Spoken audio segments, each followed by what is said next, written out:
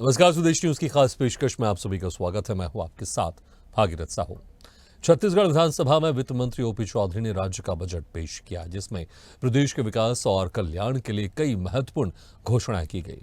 इस बजट का आकार 1,65,100 करोड़ रुपए है, जो पिछले साल की तुलना में 12% अधिक है।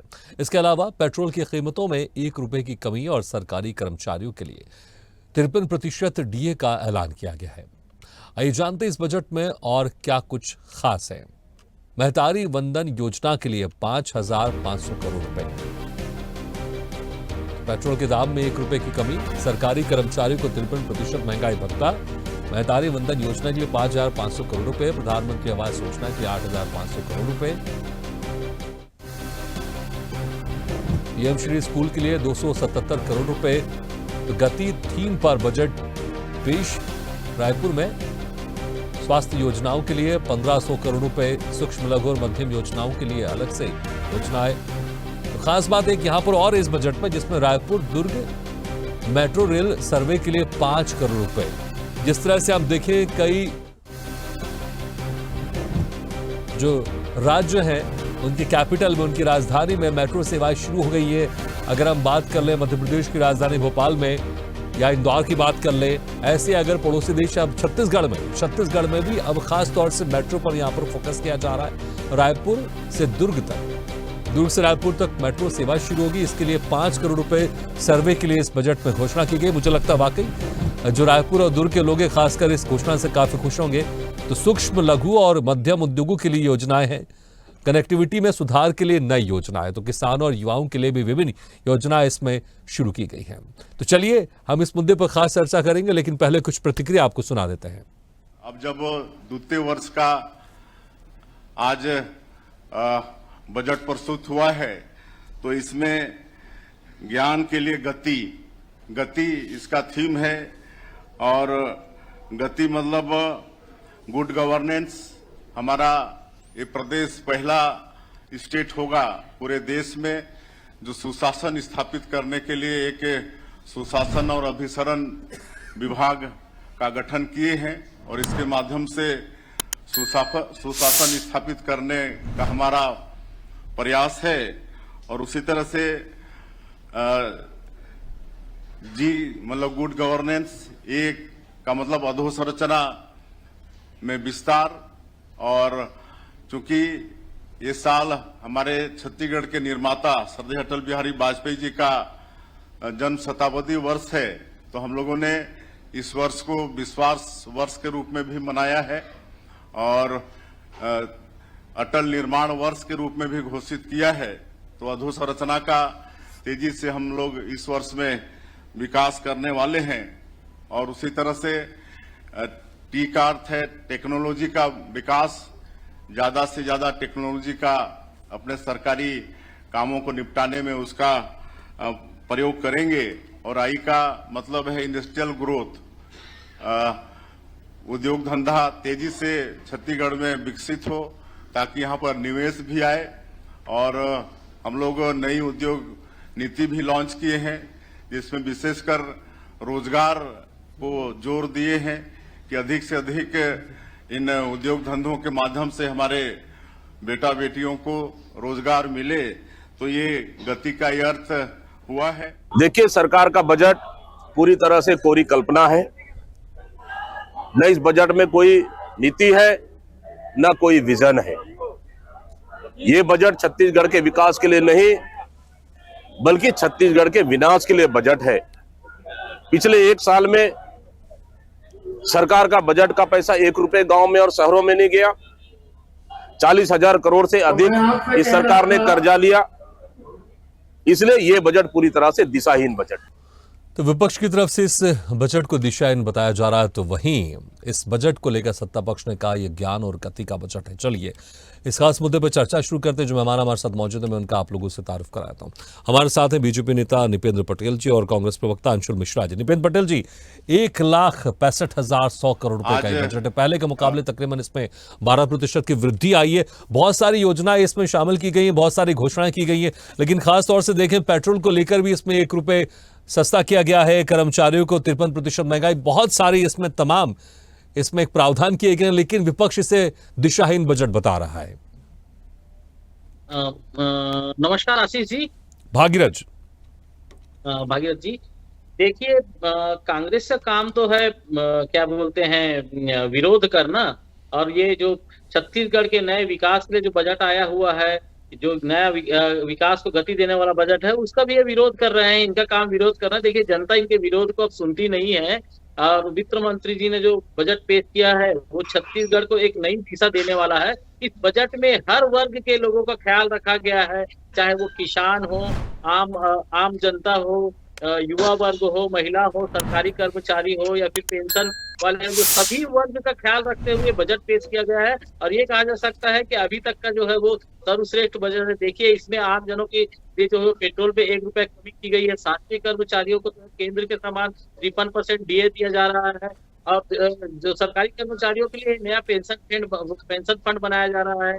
युवाओं के लिए 20,000 जो है वो शिक्षकों की भर्ती होगी। अन्य जो विभागों में भर्ती होने वाली है। और युवाओं के लिए जो है परीक्षा की तैयारी के लिए नालंदा परिसर खुलेंगे, ITI और पॉलिटेक्निक कॉलेज का उन्नयन किया जा रहा है। जसपुर में नए मेडिकल कॉलेज खुलेंगे। और जहाँ मेडिकल कॉलेज खुल गए हैं वहां पर नए भवन बनाए जा रहे। भवन बनाने के लिए राशि स्वीकृत की गई है। अभी तक छत्तीसगढ़ में सिर्फ एक सरकारी फिजियोथेरेपी कॉलेज था, और नए खोलने की घोषणा की गई है।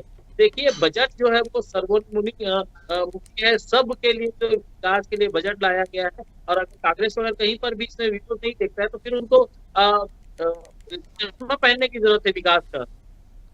अंशुल मिश्रा जी, आखिर क्या समस्या इस बजट से? पहले के मुकाबले तकरीबन इसमें 12% की वृद्धि इस बजट में हर क्षेत्र में प्रावधान किए गए। कहां पर कमी आपको लग रही है इस बजट में, जो आप कह रहे हैं ये बजट दिशाहीन है? चलिए, पेट्रोल से शुरुआत करते हैं मान्यवर। अपन ये आवाज बार बार वो हो रही है जी, लेकिन आपकी आवाज यहाँ पर साफ आ रही है। और जो आपको थोड़ी सी आवाज में सुनने में परेशानी है, उसको भी हम ठीक करवाते हैं। जी जी, सबसे पहले पेट्रोल से शुरुआत करते हैं मान्यवर। हम जब मैं पेट्रोल भराने जाऊंगा और कितनी वाहवाही कर रही है सरकार कि हमने 1 रुपए का कम कर दिया, लेकिन जब यही सरकार जब वृद्धि करती है तो कम से कम 15 रुपए और 12 रुपए की वृद्धि करती है। तो मैं साधुवाद देना चाहता हूं कि जिस प्रकार से ये अपनी पीठ थपथपा रहे हैं, जिस हिसाब से ये बता रहे हैं कि हमने 1 रुपए कम कर दिया और हम छत्तीसगढ़ को सर्वांगीण विकास की धारा में ले जाएंगे, तो छत्तीसगढ़ की जनता जो है वो बेवकूफ नहीं है, इस बात को बखूबी समझती है। इन्होंने पिछले वर्ष जो है ये 40,000 करोड़ का कर्जा लिया था, जिसमें से छत्तीसगढ़ की GSDP ग्रोथ जो थी वो 6.2 के आसपास रहती थी और 1 लाख करोड़ के आसपास का बजट हुआ करता था। लेकिन RBI की गाइडलाइन यह कहती है कि जितनी आपकी GSDP ग्रोथ है उसका आप 32% तक का ले सकते हैं, लोन ले सकते हैं। लेकिन 12,000 करोड़ रुपए उन्होंने एक्स्ट्रा ले लिया। उसका क्या प्रावधान इस वर्ष रहेगा, इस बात को नहीं बताया। मैं बता देता हूं, इस बात का यह होगा कि एडिशनल टैक्स की वृद्धि होती जाएगी छत्तीसगढ़ में। जो आम जनमानस जो रहेगा, जो युवाओं की ये बात कर रहे हैं, वह व्यक्ति जो रहेगा उनको एडिशनल। अंशुल मिश्रा जी, देखिए, आप कह रहे हैं कि वृद्धि होती जाएगी, लेकिन अभी हम आज इस जो बजट पर हम चर्चा कर रहे हैं, इस डिबेट पर हम यहाँ पर जो बजट को लेकर चर्चा कर रहे हैं, इसमें तो ऐसा कोई प्रावधान है? अगर कोई ऐसा प्रावधान है तो उसको इंगित कीजिए। आप कह रहे हैं ऐसी वृद्धि होती जाएगी, भविष्य को लेकर अगर हम आज ही वर्तमान में हम चर्चा करेंगे तो कैसे काम चलेगा, मुझे बताइए ना। इस बजट में तो यहाँ पर जो कर्मचारी हैं उनको तो 53% महंगाई भत्ता भी दिया जा रहा है। महतारी वंदन योजना जिसको आप कहते थे योजना चुनाव के बाद बंद कर दी जाएगी, लेकिन उसको लेकर भी प्रावधान किया जा रहा है। तो बजट में तो ऐसा कहीं नहीं किया गया ना, क्योंकि एक्स्ट्रा टैक्स अगर जोड़ा जाएगा या जोड़ा गया है तो मुझे लगता है उस पर आप बात कीजिए, उस पर बताइए आप क्या एक्स्ट्रा इसमें टैक्स जोड़ा गया है। मैं वही कह रहा हूं, बड़ी सुंदर बात। जो वैट टैक्स होता है मान्यवर, मेरे को थोड़ा सा समय दीजिए। 3 भागों में कैटेगराइज होता है। पहला होता है एडिशनल टैक्स होता है, दूसरा होता है बेसिक टैक्स होता है, और तीसरा होता है जो एडवांस टैक्स होता है। एडवांस टैक्स और बेसिक टैक्स जो होता है वो साइमल्टेनियसली स्टॉप्ड रहता है, वो हर राज्य के लिए देना ही पड़ता है। लेकिन एडिशनल टैक्स में पिछले 1 साल में मेरी सरकार ने 32% की वृद्धि कर दी है। और मैंने कहा कि 1 लाख के आसपास का बजट, 1 लाख करोड़ के आसपास का हमारा GSDP ग्रोथ हुआ करता था, बजट था हमारा। लेकिन उसमें 35% तक का आप कर्ज ले सकते हैं। ये RBI की गाइडलाइन है, कांग्रेस की गाइडलाइन नहीं है। फिर 12,000 करोड़ रुपए का जो इन्होंने कर्ज ले लिया वो कहां से पे करेंगे? ये तो सरकार को जवाबदेही देना पड़ेगा ना। बीजेपी के प्रवक्ता बता दीजिए कि 12,000 करोड़ का एक्स्ट्रा कर्ज जो लदा हुआ है हमारे ऊपर। ठीक है, तो आप ये कह रहे हैं कि बजट में आपने बहुत सारे प्रावधान तो किए, लेकिन कर्ज चुकाने के लिए क्या प्रावधान किया आप ये बता दें। आपका सवाल यही है। जो कर्ज आया है छत्तीसगढ़ के ऊपर 12,000 करोड़ रुपए का, मैं लास्ट फाइनेंस ईयर की बात कर रहा हूं, मैं इस बजट की अभी बात ही नहीं कर रहा हूं। ठीक है। जो पहले कर्ज कर्जा लिया गया 70-80 वो हज़ार वर्तमान में ही करोड़ चुकाया जाएगा ना, तो सवाल आपका वर्तमान से रिलेटेड। ठीक है निपेन जी, वर्तमान से। और एक छोटा सा मैं 5 सेकंड में कंप्लीट करूंगा।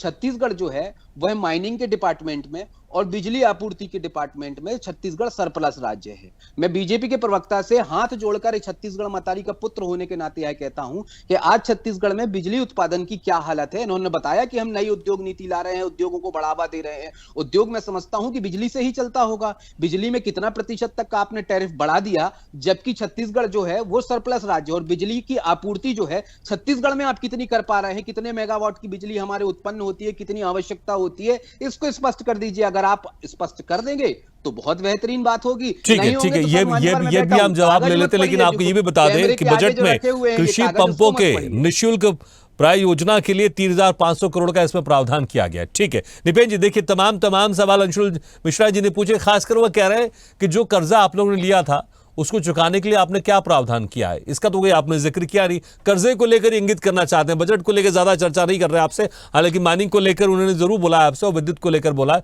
इस पर आप जवाब दे दीजिए।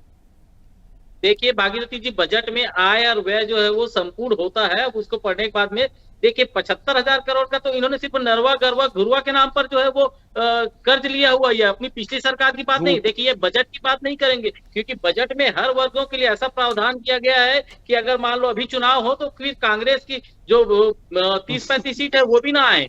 देखिए ये बजट पे आप इनसे बात कर लीजिए, बजट पे बात नहीं करेंगे, ये पिछली चीजों को लेकर जाएंगे। देखिए बजट में आय का भी खाका होता है और व्यय का भी होता है कि कहाँ से आय होगी और कहाँ पे खर्च होगी। जहां तक इन्होंने बात की किसानों के लिए जो है कृषक उन्नति योजना के तहत जो है वो 10,000 करोड़ का प्रावधान किया गया है। भूमिहीन किसानों को कृषक, अभी आपने बताया ना कि कृषि पंपों को जो है वो बिजली छूट के लिए जो है 3,500 करोड़ का प्रावधान किया गया है। तो इसी तरीके से बजट में हर वर्ग के लिए प्रावधान किया गया है। इससे कांग्रेस परेशान है कि इनको कहीं से भी जो बजट में खामियां मिल नहीं रही है, इसलिए पुरानी चीजों को गिना रहे हैं। चलिए मैं जवाब। अंशुल जी, पुरानी चीजों को आप गिना रहे हैं, कुछ खामियां आपको नहीं मिल रही है। चलिए, हमने पुरानी चीज जो इन्होंने कहा कि बजट पे तो ये चर्चा ही नहीं कर रहे हैं। आवक जावक सबसे बड़ा विषय होता है मान्यवर बजट के लिए। थोड़ा सा आप अपने ज्ञान के चक्षु को खोलिए। ठीक है, कर्ज को लेकर आपने झूठ बोल दिया कि 75,000 करोड़ सिर्फ नरवा गुरबा के लिए लिया गया था, जबकि हमने 5 साल में 75,000 करोड़ रुपए लिया था। और जब हमने आपको सरकार सौंपी थी तो सरप्लस सरकार सौंपी थी। इसको थोड़ा सा आप पढ़ लीजिए। अब आपके तात्कालिक बजट पर मैं बात करता हूं। आपने बहुत उम्दा बात कही कि हमने 10,000 करोड़ का प्रावधान किसानों के लिए किया है और भूमिहीन किसानों के लिए कृषि पंप का उपकरण के लिए उसमें फ्री में बात देने की बात कही। तो मान्यवर, आज से 1.5 वर्ष पहले मेरे देश के प्रधानमंत्री इसी छत्तीसगढ़ की पावन धरा पर आकर यह कहते हैं कि भूमिहीन किसानों के लिए सालाना 8 से 9,000 रुपया सालाना दिया जाएगा। आपकी 13 महीने से ऊपर की सरकार हो गई है और आप दूसरा बजट पेश करने जा रहे हैं। मैं आपसे पूछना चाहता हूं कि आपने कितने भूमिहीन किसानों के लिए पैसा दे दिया आज दिनांक तक, उसको स्पष्ट कर दीजिए। तीसरी बात, बड़ी बात, आपने एक बात और कही कि मैं बजट पर चर्चा नहीं कर रहा हूं। मैंने भूमिहीन किसानों की बात की आपने, अंशुल मिश्रा जी, भूमिहीन किसानों की बात की है। 5,65,000 लोगों को हर साल 10,000 रुपए देने का इसमें प्रावधान किया गया इस बजट में। वही तो मैं कह रहा हूं ना कि आज 2 वर्ष पूर्ण लगभग होने जा रहे हैं, प्रावधान किया गया है। पैसे पिछले 1.5 वर्षों में एक व्यक्ति को 1 रुपया नहीं मिला, जबकि कांग्रेस की सरकार थी 10,000 रुपया सालाना प्रति व्यक्तियों को देती थी भूमिहीन किसानों के लिए। उसको इन्होंने बंद कर दिया और उसके अवज में इन्होंने कहा कि हम मतारी वंदन योजना के तहत हर महीना 1,000 रुपया देंगे। तो वही मतारी वंदन हाथ से हाथ जोड़कर यह कह रही थी कि भैया वो हमारा 1,000 मत दीजिए, जो किसान का बिजली का बिल हाफ हुआ करता था उसको कर दीजिए, तो हम स्वयं अपने आप में बजट ठीक कर लेंगे और 3,000 रुपए सरप्लस हर महीने खड़े हो जाएंगे। आप यहां से 1,000 रुपए दे रहे हैं लेकिन वहां से 3,500 रुपए ले रहे हैं। जनता इस बात को समझ रही है। मैंने आपसे माइनिंग का प्रश्न करा, मैंने आपसे बिजली का प्रश्न किया। बिजली कितनी सरप्लस है बताइए। चलिए, छत्तीसगढ़ में कितनी उत्पादक क्षमता है बिजली की और कितनी आवश्यकता है बिजली की और हम कितना बेचते हैं, चलिए बताइए। आप ही के बजट पर मैं चर्चा करता हूं। सर्वांगीण विकास की बात करते हैं, बिजली तो आप भी यूज कर रहे हैं। चलिए बताइए। फसल के लिए हड़ताल करना पड़ा था मिश्रा जी। अरे आपकी बिजली कितनी सरप्लस है मैं ये पूछ रहा हूँ। बिजली दी नहीं जाती थी यार, ये अल्प ज्ञान जो होता है आदरणीय भागीरथी जी, बड़ा बेकार होता है। इन्हें यही नहीं पता है छत्तीसगढ़ राज्य जो है बिजली उत्पादन के मामले में हिंदुस्तान में अव्वल नंबर पर है। इन्हें यही नहीं पता है कि बिजली कितनी सरप्लस है। ये क्या बताएंगे बजट के बारे में?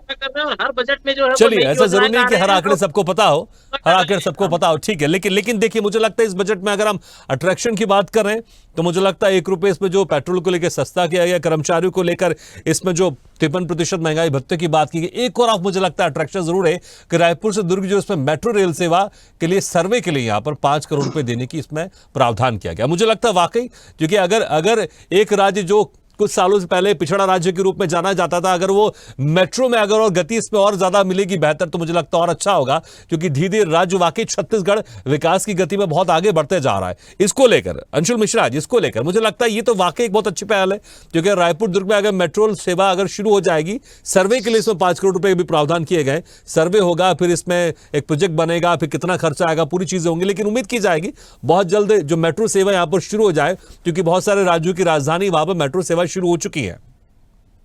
छत्तीसगढ़ मतारी के लिए कोई भी सरकारें हो, चाहे कांग्रेस की हो, चाहे बीजेपी की हो, या अन्य सरकारें हो, छत्तीसगढ़ मतारी के लिए अगर कोई भी बहुत अच्छा काम करेगा तो छत्तीसगढ़ मतारी का एक एक पुत्र, जिसमें इंक्लूडिंग अंशुल मिश्रा ऑल्सो, उसका समर्थन एवं धन्यवाद देगा। तो धन्यवाद करेंगे आप, स्वागत करेंगे आप इस जो मैं बता सर्वे के लिए 5 करोड़ रुपए का प्रावधान किया गया है। मैं आपको सच्चाई बता दूंगा और उसके बाद अगर आप कहेंगे कि धन्यवाद कर दीजिए, मैं जरूर करूंगा। सच्चाई ये है कि 15 वर्षों में रमन जी का शासनकाल हुआ करता था। आपने यह कहा कि 5 करोड़ रुपए का प्रावधान सर्वे के लिए दिया गया है, बहुत अच्छी बात है, लेकिन 5-5 करोड़ रुपए, एक बार 3.5 करोड़ रुपए, एक बार 7.5 करोड़ रुपए, और तीसरे बजट में एक बार 2.5 करोड़ रुपए सर्वे के लिए रायपुर से लेकर राजनांदगांव तक का सर्वे के लिए पैसा दिया गया था। उस सर्वे की रिपोर्ट आज दिनांक तक वह फाइल कहां है, जो कि दिल्ली में लटकी हुई है, कितने बार सर्वे हुआ है। अगर ये छत्तीसगढ़ मतारी के एक एक युवा का पैसा वहां पर 2-3 बार जा चुका है और उसके बाद आज दिनांक पे भी सर्वे नहीं हुआ है और फिर से सर्वे के लिए 5 करोड़ रुपए दिया जा रहा है, और अगर आप कहेंगे कि उसमें मुझे साधुवाद एवं धन्यवाद देना चाहिए, तो मैं आपकी बात को जवाब, लेकिन वो 3 बार का जो पैसा है 27 करोड़ रुपए, उसका खर्चा का लेखा जोखा जो रमन सिंह जी का है। निपेन जी, अगर पहले सर्वे के लिए प्रावधान किया गया था, पहले पैसा आवंटित था, तो फिर से पैसा क्यों दिया जा रहा है सर्वे के लिए? वो रिपोर्ट तो सामने आनी चाहिए। देखिए, अभी रायपुर और भिलाई की जनसंख्या आप देखेंगे तो उसी हिसाब से, पुराने सर्वे का अगर आप देखेंगे तो पुरानी जनसंख्या के हिसाब से था।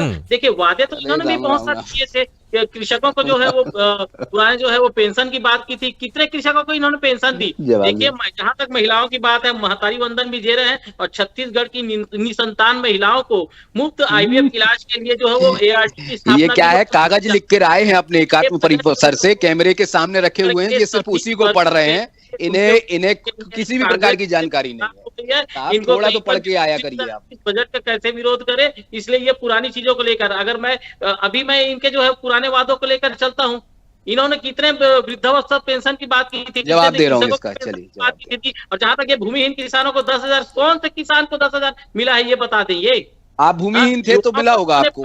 2,500 रुपए जो है वो बेरोजगारी भत्ता, वो कब दिए? लास्ट चुनावी साल में, वो भी लुभाने के लिए। किया ना आपने, बंद किया ना आदरणीय, उस बेरोजगारी भत्ता को हमने दिया, हमने शुरुआत करी, आपने बंद किया ना, आप इसको मानते हैं ना। छत्तीसगढ़ की बेरोजगारी, छत्तीसगढ़ में बेरोजगारी दर कितनी है बताइए? 18% है। उनका क्या कर रहे हैं आप बताइए? राजीव युवा क्लब के नाम से किस प्रकार आदरणीय, इनके लिए जानकारी का विशेष अभाव है। क्षमा पूर्वक इनसे ये कहूंगा कि थोड़ा तो पढ़ कर आइए सर। आप भी अपने वित्त मंत्री OP चौधरी की तरह आ रहे हैं, थोड़ा तो पढ़कर आ जाइए सर। कागजों को, वो जो अपने कैमरे के सामने कागज, ठीक है, लेकिन अंशुल जी देखिए, अगर 12% की अगर वृद्धि इस बजट में हुई है, तो इसका मतलब ये है कि पहले के मुकाबले इस बार बजट ज्यादा है, इसमें कोई शक नहीं है। और बजट ज्यादा तभी होगा जब आपकी जो जनता, उनसे आपको टैक्स ज्यादा मिलेगा, और जनता से टैक्स ज्यादा तब मिलेगा आपको जब वहां की जनता ज्यादा कमा रही होगी, वहां की जनता को ज्यादा पैसे मिल रहे होंगे। तो जिस तरह से विकास की गति में चीजें छत्तीसगढ़ आगे तो बढ़ रहा है। स्वास्थ्य की अगर बात कर लें तो 1,500 करोड़ रुपए का इसमें प्रावधान किया गया है स्वास्थ्य की योजनाओं को लेकर, इस पर क्या कहेंगे आप? सिर्फ आपने बहुत अच्छी बात ये निकल कर आई आदरणीय, कि आपने कहा कि जैसे ज्यादा टैक्स होगा, इसका मतलब ये होगा कि आदमी ज्यादा कमाएगा तो ज्यादा टैक्स देगा, ज्यादा टैक्स होगा तो छत्तीसगढ़ जो है या अन्य कोई भी राज्य होगा वो सरप्लस राज्य में आ जाएगा। तो मैंने आपसे यही तो कहा कि आज से 2 वर्ष पूर्ण जब हमने सरकार छोड़ी थी, जब हमने सरप्लस राज्य छोड़ा था, इसका मतलब जो आपका समीकरण है वह पिछले 5 सालों में लागू हुआ था। इसलिए तो असंगठित अर्थव्यवस्था जो थी, किसानी के क्षेत्र में जो हम काम कर रहे थे, उसी असंगठित अर्थव्यवस्था के तहत हमने के साइज की इकोनॉमी को आगे बढ़ाया था, तभी सीआईएमई का डाटा यह कहता था कि छत्तीसगढ़ में बेरोजगारी जो है वो साइमल्टेनियसली कम होती जा रही है। लेकिन वही सीआईएमई का डाटा आज दिनांक में नीति आयोग का डाटा यह कहता है कि 18% तक की वृद्धि बेरोजगारी दर में छत्तीसगढ़ में हो चुकी है। इसका मतलब यह है कि लोगों की आवक में, आय में कमी हो रही है। इसका मतलब वो टैक्स पे करने में बहुत कमी कर रहे हैं। और आपने वहां 12% तक का वृद्धि कर दी है बजट में, तो जब आपने 12% की वृद्धि कर दी है तो आप पिछला 14,000 करोड़ नहीं दे पाए, तो इस बार जो आपका 27-28 हजार करोड़ रुपया आगे बढ़ेगा, उसको पैसा देने का प्रावधान आदरणीय वित्त मंत्री जी बताएंगे कि नहीं बताएंगे? बार आप कर्ज को लेकर इंगित करना चाहते हैं। ये प्रश्न तो वाजिब प्रश्न कर रहा हूं मैं, कि कांग्रेस बीजेपी के प्रश्न नहीं कर रहा हूं। ठीक है, लेकिन आप इस डिबेट में आपने 2 बार आपने कर्ज को लेकर बोला। ठीक है, लेकिन मुझे लगता है ये तमाम इस तरह के सवाल आप लोग लगातार करते रहते हैं। लेकिन आज बजट आया है, 1,65,100 करोड़ रुपए का इसमें बजट है। कई बहुत सारे अट्रैक्शन इसमें है। मुझे लगता है कि जनता वाकई इस बजट से खुश होगी, क्योंकि खासकर पेट्रोल के दाम की बात कर ले, कर्मचारियों को लेकर महंगाई भत्ते की बात कर ले। चलिए, बहुत बहुत शुक्रिया आप दोनों मेहमानों का, निपेंद्र पटेल जी, अंशुल मिश्रा जी, शुक्रिया हमारे साथ चर्चा में शामिल होने के लिए। तो ज्ञान और गति, यहाँ पर विष्णु का बजट अब पेश हो चुका है, 1,65,100 करोड़ रुपए का। खासकर जो मेट्रो को लेकर इसमें एक बहुत अट्रैक्शन भी है। इसमें 5 करोड़ रुपए सर्वे के लिए, लेकिन सर्वे जल्दी हो और जमीनी बिल्कुल फिर से जमीन में पहुंचे और इसका कार्य शुरू हो तो ज्यादा बेहतर होगा। जिस तरह से कांग्रेस के प्रवक्ता आरोप लगा रहे थे कि सर्वे तो पहले भी हुआ था लेकिन इस पर कार्रवाई नहीं हुई। लेकिन बजट वाकई हर क्षेत्र में इसमें प्रावधान किए गए हैं, लेकिन जमीनी स्तर पर इन पैसों का खर्च पूरा किया जाएगा या पूरा होगा तो ज्यादा बेहतर होगा। तभी लोगों को सुविधाएं, तभी लोगों को इसका लाभ ज्यादा बेहतर मिल सकेगा। इसी के साथ हमारे खास पेशकश में फिलहाल इतना, लेकिन खबरों का सिलसिला लगातार जारी है। आप देखते रहिए स्वदेश न्यूज, सबसे पहले देश। ऐसे ही वीडियो के लिए लाइक करें, शेयर करें, फॉलो करें और YouTube पर जाकर सब्सक्राइब करें और बेल आइकन को दबाना ना भूलें। और ताजा तरीन अपडेट के लिए स्वदेशलाइव.com पर जरूर जाएं।